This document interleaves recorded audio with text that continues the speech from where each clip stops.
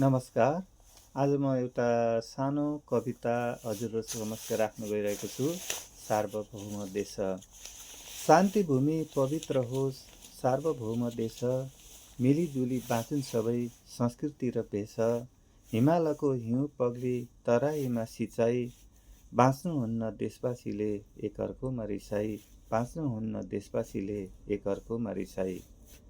आफ्नो आफ्नो स्वार्थ भुली देशको भलो हेर्ने, स्वाभिमानी स्वतन्त्र देश विकास गरी फेर्ने, कर्मचारी नेता हुन् जनविश्वास जित्ने, जाली झेली अत्याचारको जरैदेखि किच्ने, जाली झेली अत्याचारको जरैदेखि किच्ने। सद्भाव रहोस् एकताको फाली सबै तुस, विकासले भरपुर भई जनतालाई होस् सुख।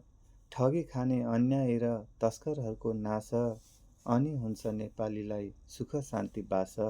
अनि हुन्छ नेपालीको सुख शान्ति बास। धन्यवाद।